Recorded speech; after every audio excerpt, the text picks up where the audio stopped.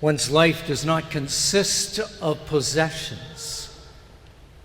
Makes sense. Sure, you think about it, who you are, your life, who you really are, that's got nothing to do with the things you own or the things you don't own. Those are two different things. That makes sense.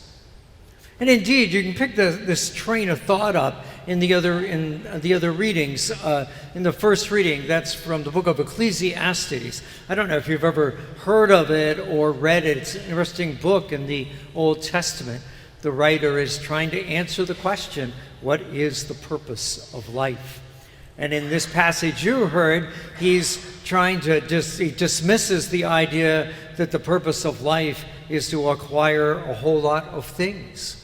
Because he makes kind of this long view of it. And he says, yeah, you work hard, you even worry, you don't sleep because you're trying to accumulate all this stuff, get all these things. And then you die. And then somebody else gets them. And he refers to it as vanity. It's all vanity. It's all pointless, is what he's saying. Jesus' story is along the same lines. This man who has already stored up a great deal of things, a great deal from other harvest, I guess, and now he's got a bountiful harvest. And well, what's he going to do with it? And so he decides, I'll tear down my barns and I will make bigger barns and I'll keep all of this, because if I have all this stuff, well then, I can relax, I'll be happy. But as Jesus' story points out, kind of a bit of a flaw to that. Those possessions don't go with us to the grave. So it does kind of make sense that there's this difference between who we are and this, fascination, desire we have to accumulate a lot of stuff. And yet, you and I see thousands of ads every day that basically are telling us the opposite. Oh, no. These things we want to sell you, they do matter. They do matter to your life. Because think about it. You could buy clothes, and if you bought their clothes, then you would get to participate in the same sort of things that the people in the ads are doing. You'll be in the in crowd, the cool kids, whatever the modern expression of that is. You would fit in, and you would have this lifestyle, or take cars or truck ads. That they're always sort of couched so that you see somebody, say, with a luxury car, and they come out of a really lovely home, and they drive down the Pacific Coast Highway. They're not driving down US 41 in Ruskin. The truck, you buy their truck, now you'll have a life of adventure, you'll be independent, you'll be this working person, whatever it is. And so suddenly it would appear that these things do matter. And I don't know, maybe I'm the only one. Have you not bought things for those kind of reasons? See, it all gets sort of muddled up here. Do possessions matter or not? Let me see if I can help you out with just a few paragraphs from a story. This is two boys, Joshua and Lincoln, they're high school kids. They're in a mall and they're ordering lunch at Sam's Island Salads. And Joshua is struggling a little bit with his identity, and this is sort of what happens.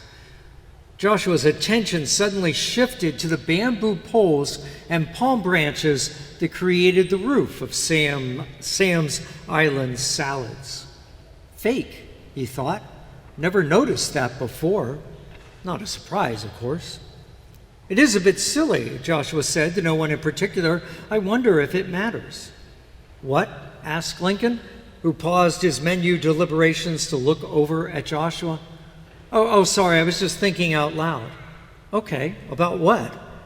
The ambiance of this place, Joshua replied, gesturing at the hut, the fake bamboo, the fake roof, the names of the different salads that don't give you any useful information, the whole tropical island theme. I was just wondering if it matters. Do people eat here because of the island theme? Would they still eat here if it was just a plain place to get a salad? I don't think it matters to me, Lincoln replied, and you probably only care about the food, but I bet it does matter. I bet the look of the place is what gets a person to try it out the first time. They've got to have something to capture your attention.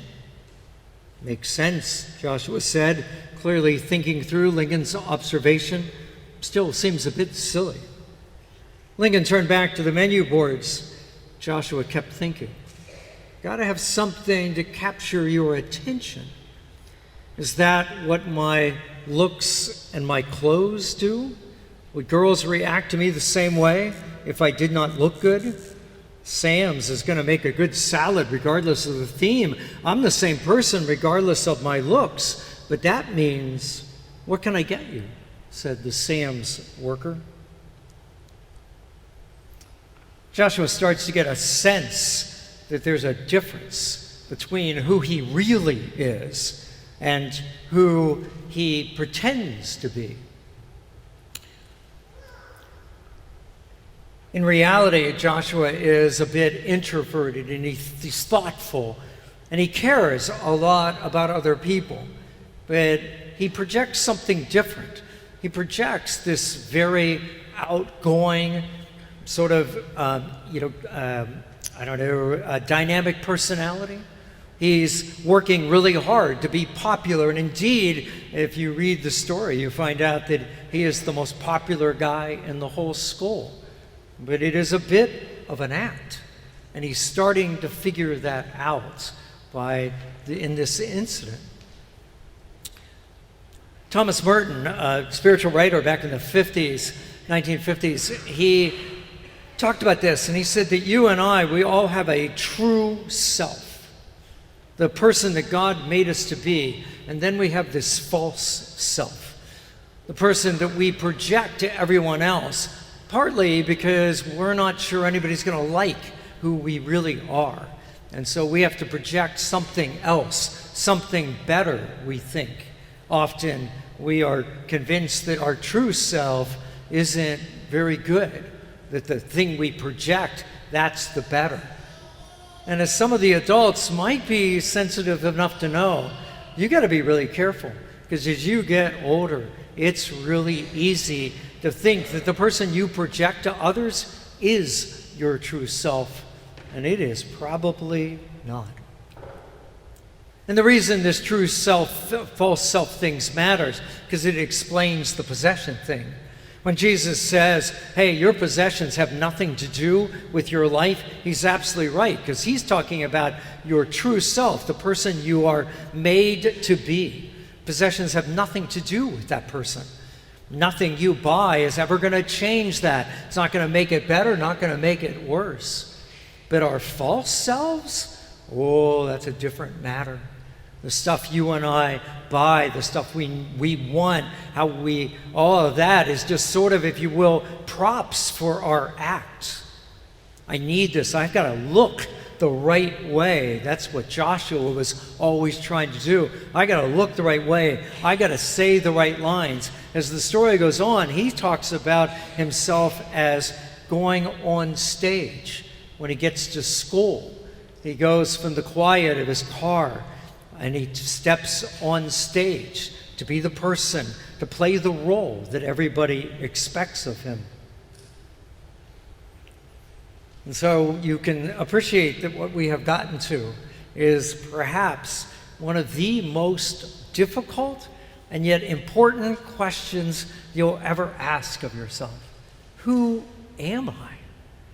Who am I? Who is this true self that God has made me to be?